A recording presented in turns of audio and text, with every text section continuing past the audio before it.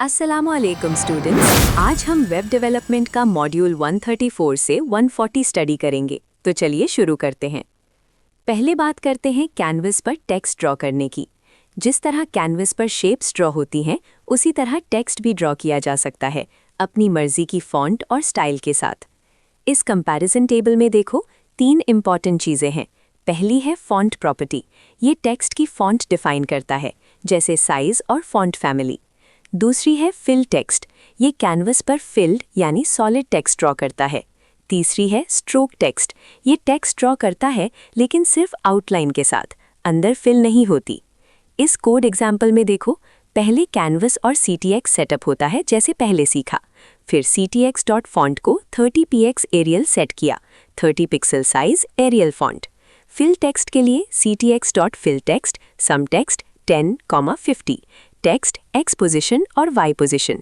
Stroke text के लिए वही लाइन है, बस फिल टेक्स्ट की जगह स्ट्रोक टेक्स्ट। दोनों में टेक्स्ट सेम जगह लिखा जाएगा, लेकिन फिल टेक्स्ट सॉलिड होगा और स्ट्रोक टेक्स्ट सिर्फ आउटलाइन।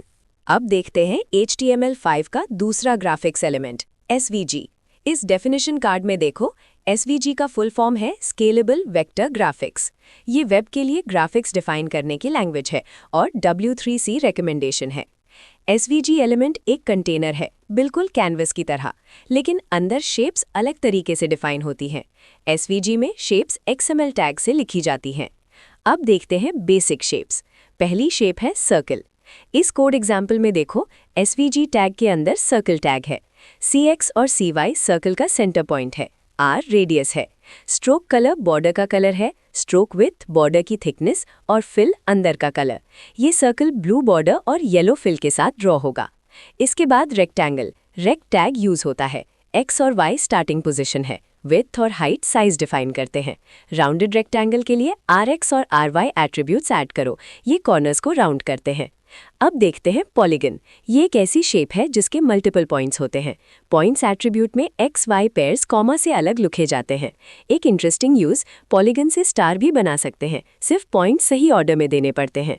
अब देखते हैं SVG और कैनवस में क्या फ़र्क है, क्योंकि दोनों ग्राफिक्स के लिए यूज होते हैं, लेकिन दोनों का काम करने का तरीका बिल्कुल अलग है।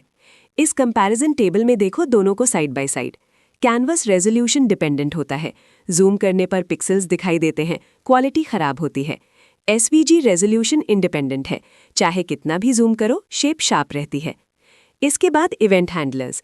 कैनवस में इवेंट हैंडलर्स डायरेक्टली शेप्स पर नहीं लगाते, क्योंकि कैनवस सिर्फ पिक्सेल्स ड्रॉ करता है, शेप्स याद नहीं रहती।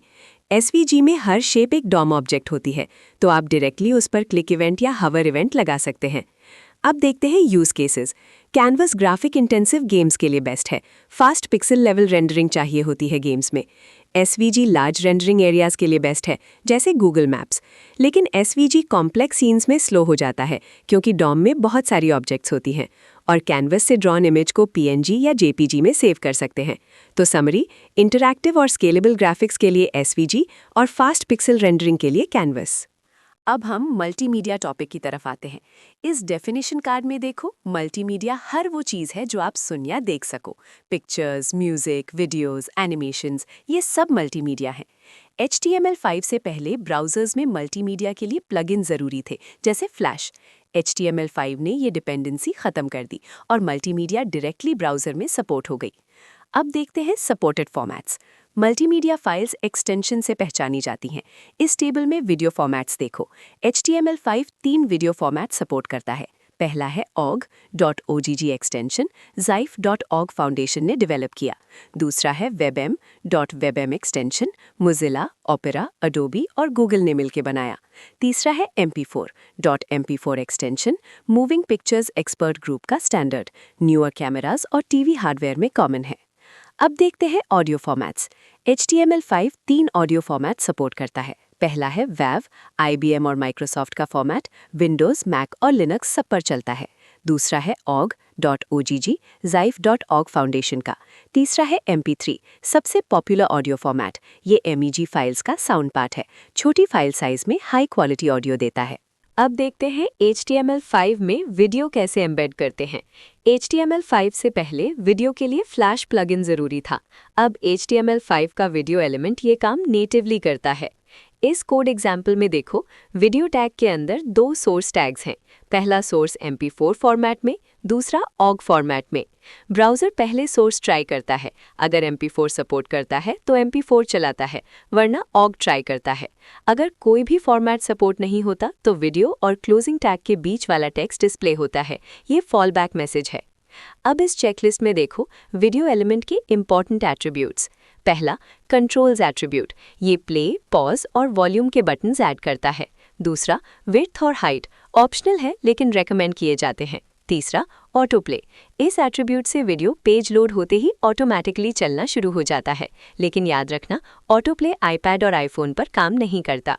अब देखते हैं HTML5 वीडियो एलिमेंट के DOM मेथड्स, प्रॉपर्टीज और इवेंट्स। ये जावास्क्रिप्ट से वीडियो को कंट्रोल करने देते हैं।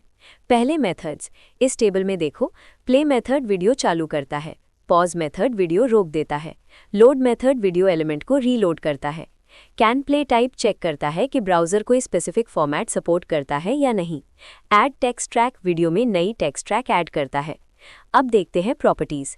इस टेबल में देखो, ऑटो प्ले प्रॉपर्टी सेट या रिटर्न करता है कि वीडियो ऑटोमेटिकली प्ले हो या नहीं। Current time current playback position seconds में रिटर्न या सेट करता है। ड्यूरेशन वीडियो की टोटल लेंथ सेकंड्स में रिटर्न करता है। एंडेड बताता है कि वीडियो खत्म हुआ या नहीं। लूप सेट करता है कि वीडियो खत्म होने के बाद दोबारा शुरू हो। वॉल्यूम ऑडियो लेवल सेट या रिटर्न करता है। अब इवेंट्स, इस टेबल में देखो, प्ले इवेंट तब फायर होता है जब वीडियो चलना शुरू हो। पॉज इवेंट तब फायर होता है जब वीडियो रोक दी जाए। एंडेड इवेंट प्लेलिस्ट खत्म होने पर फायर होता है। एरर इवेंट लोडिंग में प्रॉब्लम आने पर फायर होता है। सीक्ड और सीकिंग इवेंट्स तब फायर होते हैं जब यूजर वीडियो में अलग पोजीशन पर जाता है। वॉल्यूम चेंज इवेंट वॉल्यूम बदलने पर फायर होता है। अब बात करते हैं HTML5 ऑडियो एलिमेंट की। बिल्कुल वीडियो की तरह HTML5 से पहले ऑडियो के लिए भी प्लगइन ज़रूरी थे। अब ऑडियो एलिमेंट डायरेक्टली ब्राउज़र में काम करता है। इस कोड एग्जाम्पल में देखो, ऑडियो टैग के अंदर दो सोर्स टैग्स हैं। पहला OGG फॉर्मेट में, दूसरा MP3 फॉर्मेट में। ब्राउज़र पहला रिकग्नाइज्ड फॉर्मेट यूज़ करता है, वही फॉलबैक मैकेनिज्म जो वीडियो में था। कंट्रोल्स एट्रीब्यूट प्ले, पॉज और वॉल्यूम बटन्स ऐड करता है। अब देखते हैं मेथड्स, प्रॉपर्टीज और इवेंट्स। और ये जानना इंटरेस्टिंग है कि ऑडियो एलिमेंट के मेथड्स, प्रॉपर्टीज और इवेंट्स बिल्कुल वीडियो एलिमेंट जैसी हैं। इस टेबल में देखो, play, pause, load, can play type, same methods. Properties में autoplay, current time, duration, ended, loop, volume, same properties. Events में भी play, pause, ended, error, seeked, seeking, volume change, same events. ये एक smart design है HTML5 का। Audio और video element का interface एक ही जैसा है, तो जो वीडियो के लिए सीखा वो ऑडियो के लिए भी काम आता है। अब देखते हैं HTML5 प्लगइन्स। इस डेफिनेशन कार्ड में देखो, प्लगइन्स हेल्पर एप्लीकेशंस हैं जो ब्राउज़र की स्टैंडर्ड फंक्शनैलिटी एक्सटेंड करते हैं। जावा एप्लेट्स एक एग्जाम्पल है।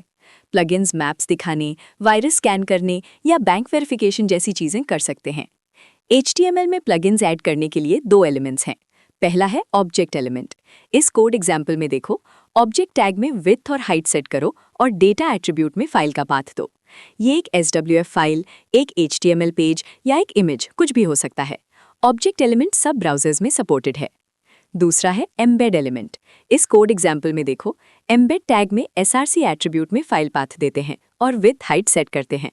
एम्बेड एलिमेंट भी सब मेजर ब्राउजर्स में सपोर्ट होता है, लेकिन ये HTML5 से पहले ऑफिशियल HTML स्पेसिफिकेशन का हिस्सा नहीं था। HTML5 ने इसे ऑफिशियली स्टैंडर्ड में शामिल किया। दोनों एलिमेंट्स का काम सेम है, एक्सटर्नल कंटेंट को पेज में एम्बेड करना। फर्क सिर्फ सिंटैक्स में है। तो आज हमने मॉड्यूल 134 से 140 में कैनवस टेक्स्ट, SVG और उसके shapes, SVG vs canvas comparison, HTML5 multimedia formats, video और ऑडियो एलिमेंट्स, उनके मेथड्स, प्रॉपर्टीज और इवेंट्स के साथ, और प्लगइन्स, ऑब्जेक्ट और एम्बेड एलिमेंट्स सब कवर किए। ये सब मिलके HTML5 को एक कंप्लीट मल्टीमीडिया प्लेटफॉर्म बनाते हैं। अल्लाह हाफिज़।